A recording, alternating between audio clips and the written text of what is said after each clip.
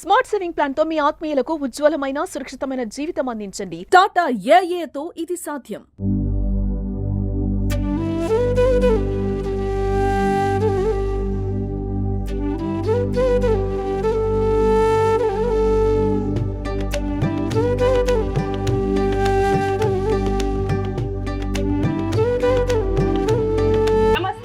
Welcome to Suman TV.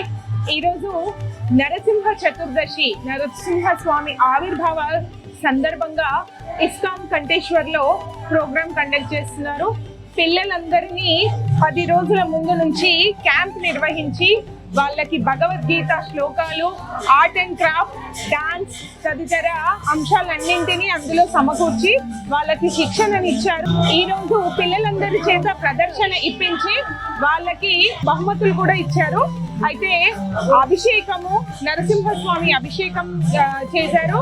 And ఈరోజు నరసింహస్వామి ఆవిర్భావం ఎలా జరిగింది, దాని వెనకాలన్న కథ ప్రభుజీని అడిగి తెలుసుకుందాం. ప్రభుజీ ఈరోజు భక్తులందరికీ తన మాటల్లో చెప్తున్నారు.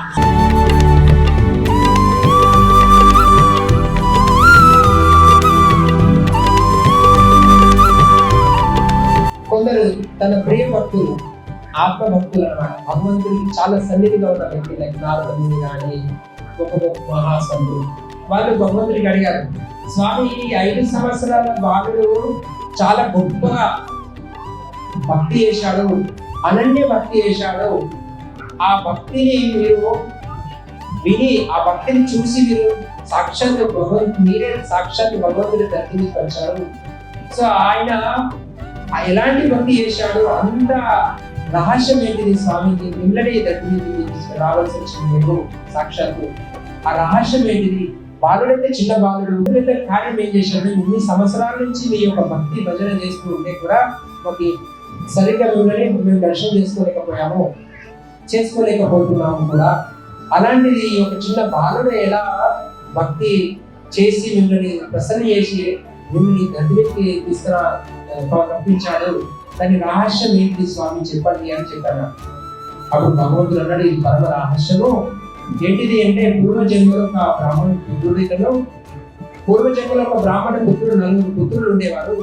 ఆ బ్రాహ్మణుడికి 4 పుత్రులలో మిగతా 3 పుత్రులలో మంచి బ్రాహ్మణ వృత్తి వాళ్ళు ఆచరించి, వాళ్ళు తండ్రి చెప్పిన మాట నియమాలు కట్టుబడి వాళ్ళ యజ్ఞయాగాలు, విద్యులు, పురస్కారాలు, ఆ బ్రాహ్మణ వృత్తి భగవంతుని తెలుసుకునే ఆ గ్రంథాన్ని చదువుతూ తండ్రి చెప్పిన నియమ నిబంధనలకు కట్టుబడి ఉండేవాడు. కానీ ఈ బాలుడు యాక్చువల్లీ ఆ తండ్రి చెప్పిన మాటలు వినేవాడు కాదు. ఆ బ్రాహ్మణ వృత్తికి కంప్లీట్ గా అపోజిట్.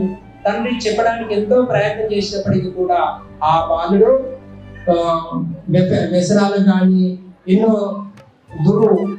అలవాట్లకు అలవాటు అయిపోయాడు. అలాంటి వ్యక్తి చాలా ఘోరాది ఘోరం, బ్రాహ్మణ కుటుంబాలు పుట్టి కూడా ఘోరాది ఘోరమైన కార్యాలు చేశాడు.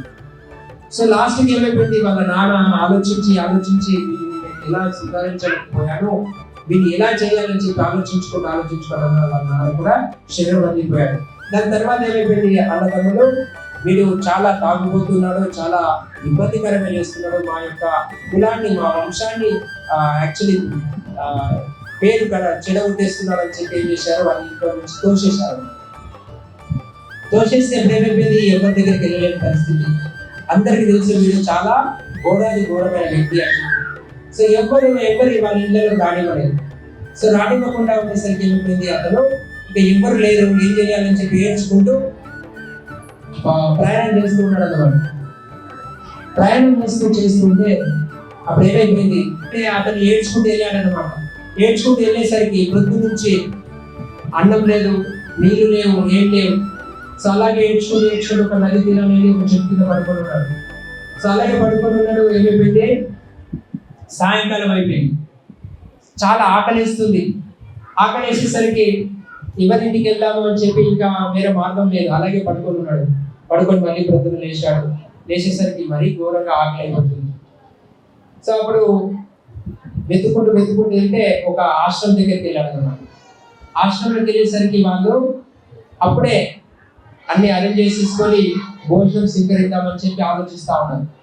సో ఈ వ్యక్తి వెళ్ళి అడిగాడు అనమాట, అయ్యా నేను చాలా ఆకలితో ఉన్నాను, నాకు కొంచెం ప్లీజ్ ప్రసాదం పెట్టండి అని చెప్పంటే వాళ్ళు ఏమన్నారు, మీరు చాలా రైట్ టైంకి వచ్చారు, ఆ రైట్ టైంకి వచ్చారు కాబట్టి మీరు పక్కనే నది ఉంది, నదిలో స్నానం చేసి రండి.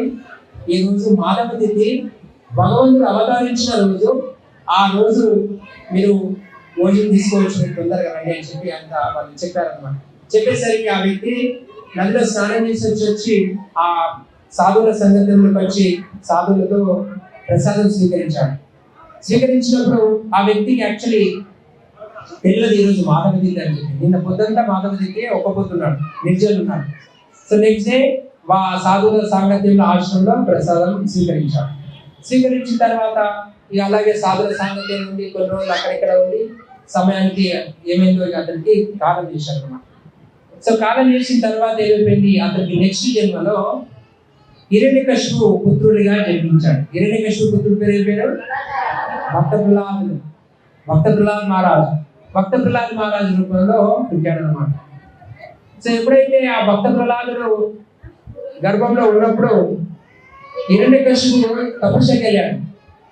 తపస్సుకి వెళ్ళినప్పుడు ఏమైపోయింది, తపస్సులో ఆ గంభీరమైన తపస్సు చేస్తున్నాడు. ఒంటి కాలు మీద గొడ్డల మీద నిలబడి 10,000 సంవత్సరాలు ఓం నమో బ్రహ్మణాయ, ఓం నమో బ్రహ్మణ, ఓం నమో బ్రహ్మ అని చెప్పి బ్రహ్మదేవుని ప్రార్థించాడు అన్నమాట. సో అప్పుడు ఏమైపోయింది, ఈ యొక్క బ్రహ్మదేవుడిని ప్రార్థిస్తుంటే ఆ హిరణ్యకశిపు చాలా బ్రహ్మదేవుడు ప్రకటమై అతనికి ఎన్నో వరాలు ఇచ్చాడు అనమాట. దానికన్నా ముందు ఎన్నో అసుర స్వభావాలు ఇతనికి హిరణ్యకశిపుకు ఉన్నాయి. సో హిరణ్యకశిపుకు ఉండేసరికి దేవి దేవతలందరికీ భయం వేసింది. వీడు ఆల్రెడీ అసుర స్వభావం ఉంది, దీనికి తోడు వీళ్ళ భార్య గర్భవతితో ఉంది, మరి ఈ అసురుడికి ఖచ్చితంగా అసురుడే పుడతాడు అని చెప్పి వాళ్ళు దేవి దేవతలందరూ ఏం చేశారు, ఆ యొక్క హిరణ్యకశిపు యొక్క భార్యని కిడ్నాప్ అంటే తీసుకొని వెళ్ళి ఆ యొక్క గర్భంలో ఉన్న పసిబాలుని వినాశనం చేద్దామని చెప్పి ప్లాన్ చేశారు అన్నమాట. సో ఇంద్రుడు మిగతా దేవి దేవతలందరూ వచ్చి ఆ యొక్క హిరణ్యకశిపు యొక్క భార్యని తీసుకొని వెళ్ళిపోతుంటే మార్గంలో నారదుడు వచ్చాడు. నారదుడిని కలిసి ఏం చేస్తున్నారు ఇంద్ర అని చెప్పంటే, ఈ యొక్క హిరణ్యకశిపు యొక్క భార్య గయాది గర్భంలో ఆ హిరణ్యకశిపు యొక్క సంతానం ఉంది. వీడి హిరణ్యకశిపు ఆల్రెడీ అసురుడు, రాక్షసుడు. అలాంటి రాక్షసుడి యొక్క పుత్రుడు డెఫినెట్లీ అసురుడే ఉండొచ్చు.